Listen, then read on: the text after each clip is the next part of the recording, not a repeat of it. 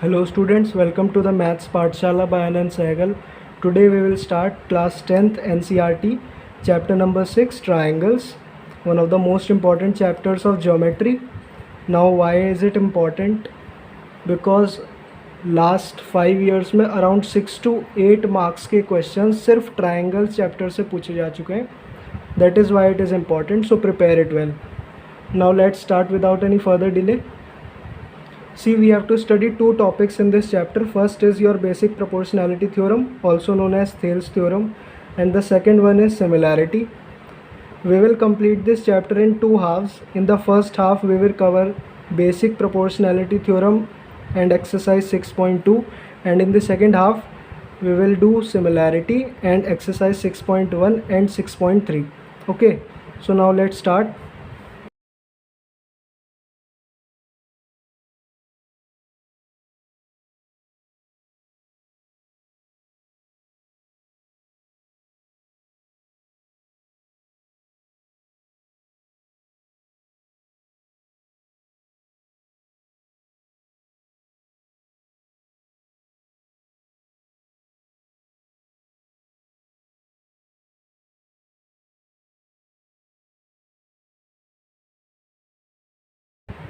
So this is the statement of basic proportionality theorem.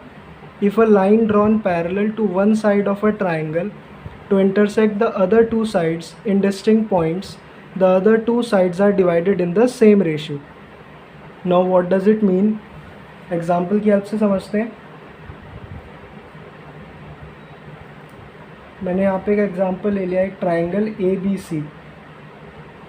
Now I will draw a parallel line DE parallel to BC. अब आप किसी भी side के parallel line draw कर सकते हो, AB के भी पैरेलल ड्रॉ कर सकते हो, AC के भी पैरेलल ड्रॉ कर सकते हो. मैं BC के पैरेलल ड्रॉ कर रहा हूँ.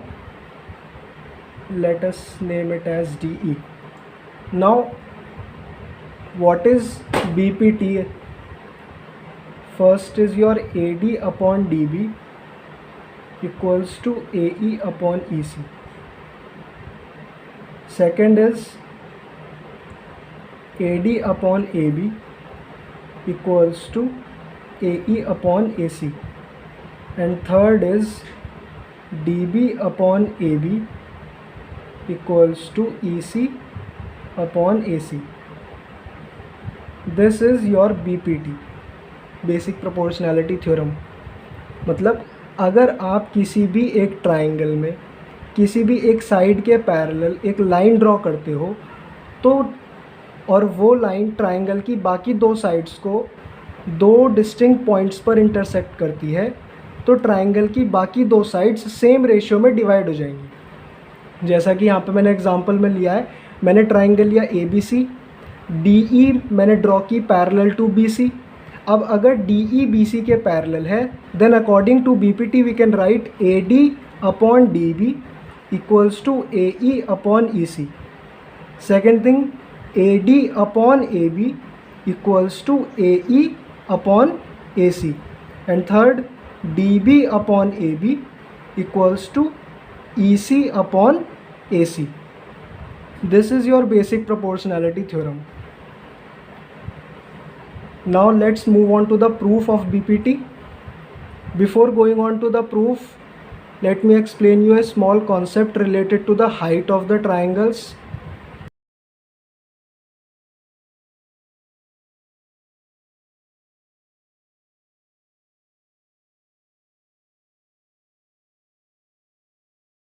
See, I have taken three triangles here, ABC, PQR and LMN. Now if I ask you about the heights of these triangles, first triangle, height of ABC, what will be the height of ABC? This perpendicular, this AB will be the height of this triangle ABC. To find the height of PQR, what will you do? You will draw a perpendicular from this vertex P on this QR like this. Let us call it as S. This PS will be the height of this triangle PQR. Now to find the height of such triangles like LMN, what will you do? You will draw a perpendicular outside the triangle like this.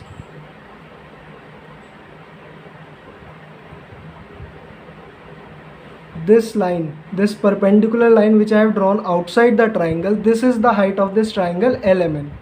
Now what I mean to say is that कि triangle की height triangle की ही कोई एक side भी हो सकती है, triangle की हाइट उसके अंदर भी हो सकती है और ट्राइंगल की हाइट उसके बाहर भी हो सकती है. So please remember this concept. This concept will be very useful while doing the proof of BPT. Now let's move on to the proof.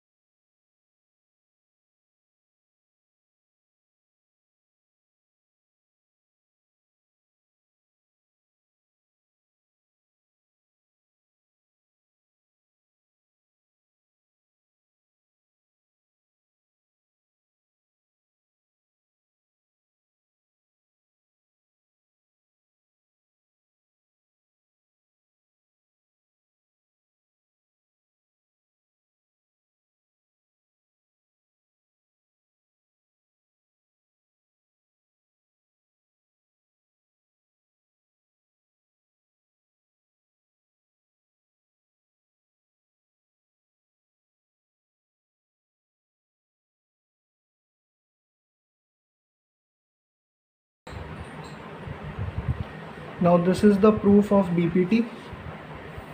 Let me explain it to you. I have assumed a triangle ABC in which DE is parallel to BC. मैंने एक triangle लिया है ABC जिसमें DE BC के parallel ली है और हमको प्रूव करना है AD upon DB equals to AE upon EC. Okay, now to do this proof हम क्या करेंगे, हमें थोड़ा कंस्ट्रक्शन करना पड़ेगा. आपको ये ट्राइंगल दिख रहा होगा ADE. इस ट्राइंगल में हम D वर्टेक्स से इस AC लाइन पर एक परपेंडिकुलर ड्रॉ करेंगे.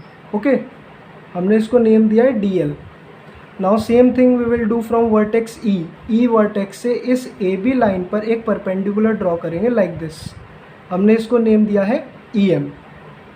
Second thing we will join this BE and CD. Okay, this is the construction which we have to do in this proof. Now after doing the construction, what we have to do, we have to find the area. हम area निकालेंगे।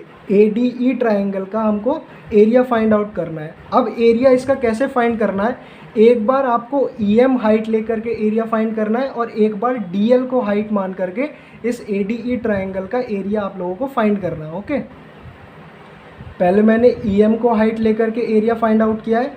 Area of triangle ADE equals to half into base into height, formula होता है triangle के area का। तो half into base is AD and height is EM।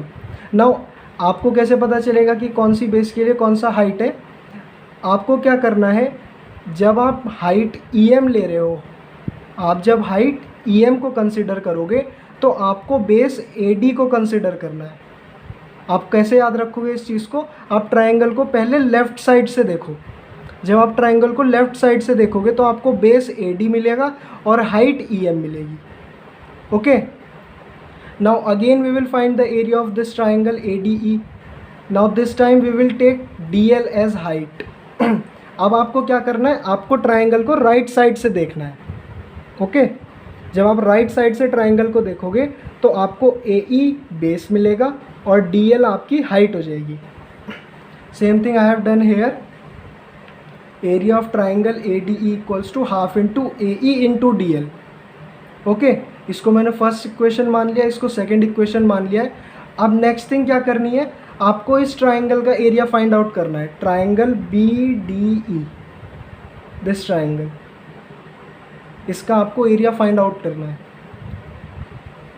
So area of triangle BDE equals to half into BD into EM। Now मुझे कैसे पता चला कौन सा बेस है कौन सा हाइट है? सेम थिंग, आपको ट्रायंगल को लेफ़्ट साइड से देखना है। ट्रायंगल को लेफ़्ट साइड से देखना है। जब लेफ़्ट साइड से देखोगे तो बेस मिलेगा BD और हाइट यहाँ पर आपकी EM हो जाएगी। यहाँ पर वो वाला कॉन्सेप्ट यूज़ हुआ है जो मैंने आपको बताया था कि ट्रायंगल की जो हाइट है वो ट्रायंगल के बाहर भी हो सकती है। Same thing is used here. यहाँ पर जो ट्रायंगल की हाइट है EM, वो ट्रायंगल के बाहर है। आपको ये ध्यान रखना है कि जब आप BDE ट्रायंगल का एरिया फाइंड आउट करोगे तो हाइट जो होगी वो EM होगी। Okay, now we will find out the area of triangle CED, this triangle CED, this triangle. Okay, तो आपको क्या क्या करना है, इसमें बेस कौन सा होगा, हाइट कौन सा होगा, कैसे पता चलेगा? आप ट्रायंगल को राइट साइड से देखो, बेस मिलेगा CE और हाइट जो होगी इस बार वो DL होगी आपकी। Okay, base is CE and height is DL। So area of triangle CED equals to half into base, that is CE into DL, that is height. Now we have to divide these equations. अब कौन सी equation को किससे divide करना है, कैसे पता चलेगा? आपको ये ध्यान रखना है कि आपको प्रूफ क्या करना है। आपको प्रूफ करना है AD upon DB equals to AE upon EC। तो आपको ऐसी इक्वेशंस को डिवाइड करना है जिसमें आपको ये मिल जाए, AD अपॉन DB मिल जाए और AE अपॉन EC मिल जाए। तो आप अगर फर्स्ट इक्वेशन को थर्ड से डिवाइड करोगे तो आपको AD अपॉन BD मिल जाएगा। DB का उल्टा ही तो BD है। ओके, अगर आप फर्स्ट को थर्ड से डिवाइड करोगे तो AD अपॉन BD मिलेगा और सेकंड को फोर्थ इक्वेशन से डिवाइड करोगे तो आपको AE अपॉन CE मिलेगा। Same thing I have done hair. Divide equation first by 3 and second by 4। तो मैंने फर्स्ट को थर्ड इक्वेशन से डिवाइड कर दिया, I got AD upon BD।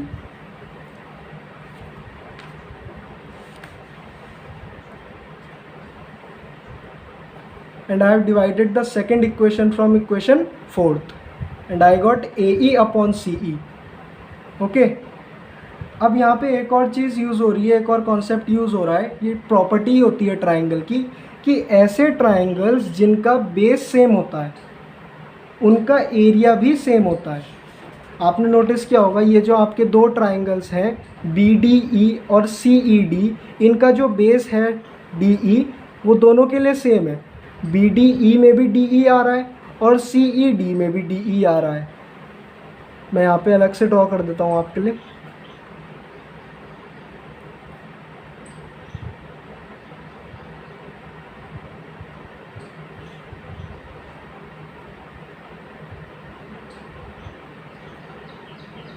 This is how these two triangles are drawn.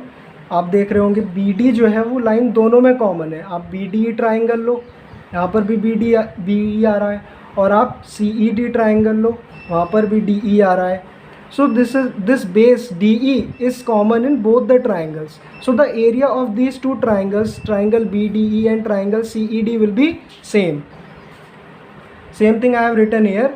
Area of triangles having same base is equal. So area of triangle BDE is equal to area of triangle CED. Now what we have done, हमने यहाँ पे क्या किया है, area of triangle CED की place पर हमने BDE का ट्राइंगल पुट कर दिया, क्योंकि दोनों इक्वल है।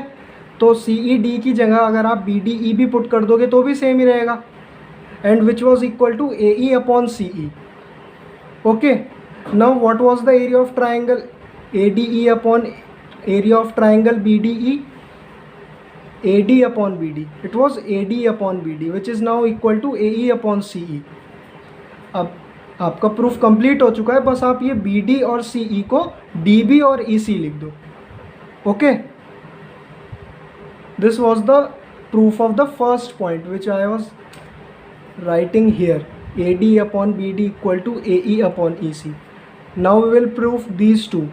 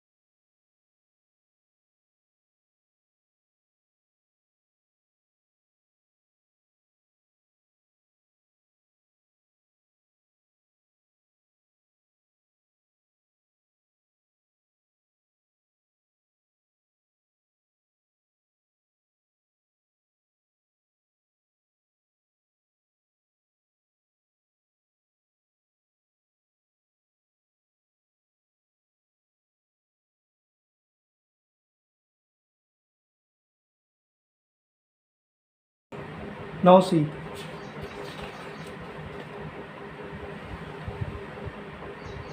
now what we have to prove, AD upon AB equals to AE upon AC। this upper part upon whole equal to this upper part upon whole, this we have to prove। now I have drawn the same diagram again here। DE is parallel to BC।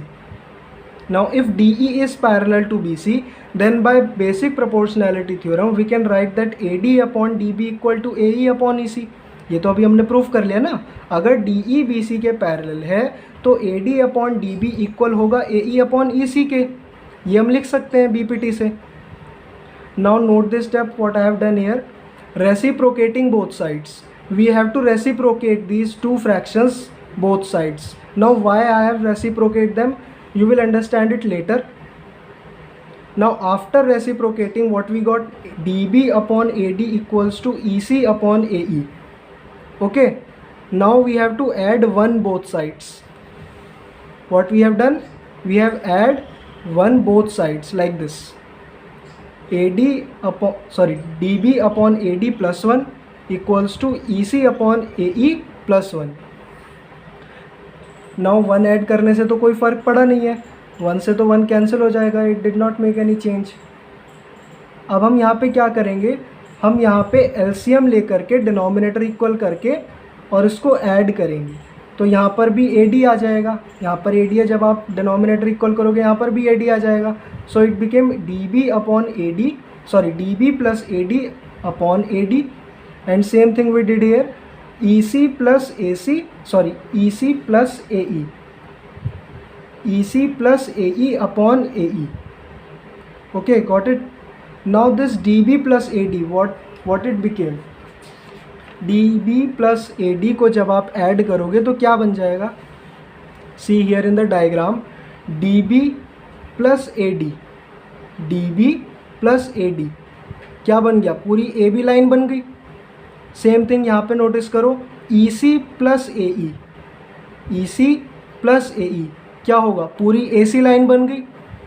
तो आप यहाँ पर क्या लिख सकते हो उनकी place पर, यहाँ पर आप AB लिख सकते हो और इसकी प्लेस पर आप AC लिख सकते हो। तो ये क्या बन गया, AB upon AD equals to AC upon AE। Okay, now let us move on to the third and the last proof.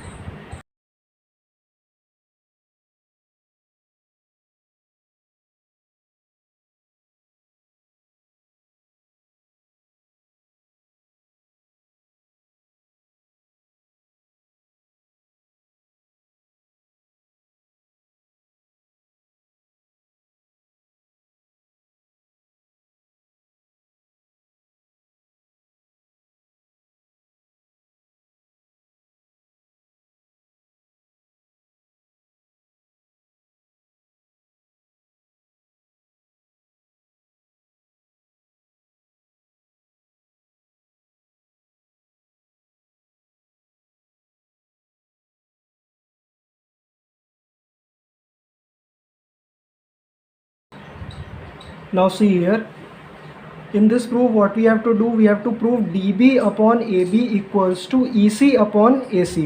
This lower part upon whole equal to this lower part upon whole.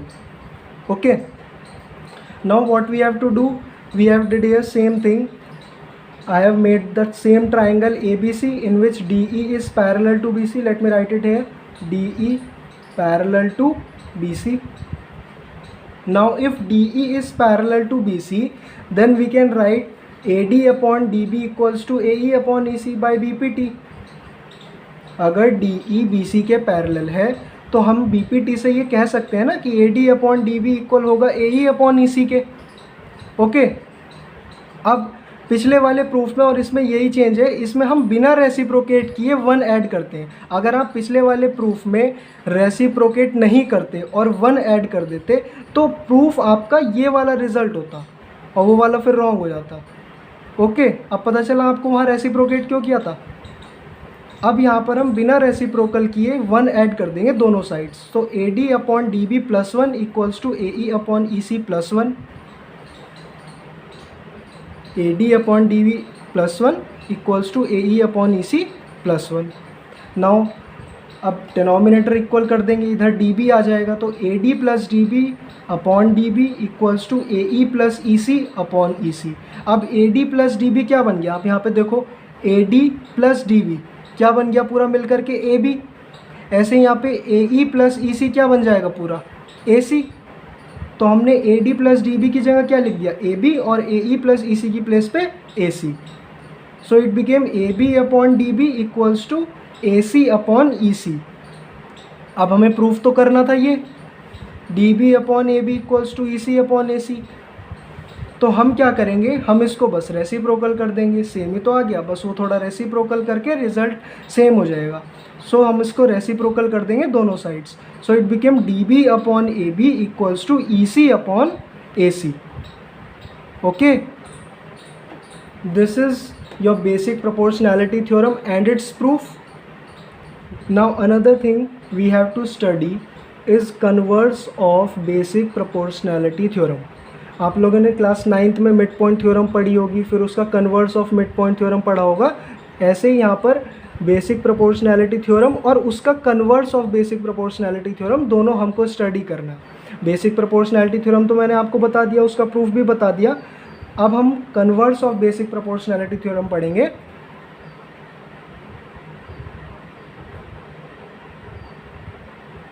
Converse of BPT. Okay, अब ये converse of BPT है क्या। मैंने आपको BPT में क्या बताया था कि अगर आपने कोई एक ट्राइंगल लिया है और उस ट्राइंगल में किसी भी एक साइड के पैरेलल एक लाइन ड्रॉ की है और वो लाइन ट्राइंगल की बाकी दो साइड्स को दो डिस्टिंक्ट पॉइंट्स पर इंटरसेक्ट करती है अगर, तो ट्राइंगल की वो दो साइड्स सेम रेशियो में डिवाइड हो जाएंगी। मतलब बीपीटी में हमें पहले एक लाइन ट्राइंगल के किसी भी साइड के पैरेलल मिलती थी। नाउ कन्वर्स ऑफ बीपीटी में क्या होता है कि हमें जो साइड्स का रेशियो है वो इक्वल दिया जाता है और हमें साइड्स को पैरेलल प्रूव करना होता है। जैसे कि मैं आपको एग्जांपल की हेल्प से समझाता हूँ। जैसे मेरे पास ये एक ट्राइंगल है ABC, इस ट्राइंगल में एक ये लाइन है डी ई।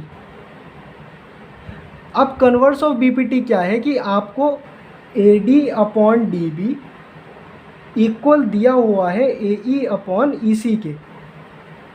अगर आपको ऐसा कुछ दिया होता है ना, तो कन्वर्स ऑफ बीपीटी थ्योरम ये कहता है कि ये रेशियो अगर इक्वल है तो आप ये कह सकते हो कि डी ई जो है वो बी सी के पैरेलल है। D E is parallel to B C. This is converse of BPT. अगर साइड्स का रेशियो इक्वल है तो जो लाइन उन दोनों साइड्स को इस रेशियो में डिवाइड कर रही है वो ट्राइंगल की थर्ड साइड के पैरेलल होगी, यानी कि D E will be parallel to B C. This is your BP converse of BPT, sorry. अब कन्वर्स ऑफ बीपीटी तो आप समझ गए, एक बार इसकी स्टेटमेंट भी देख लेते हैं। What is the statement of converse of BPT?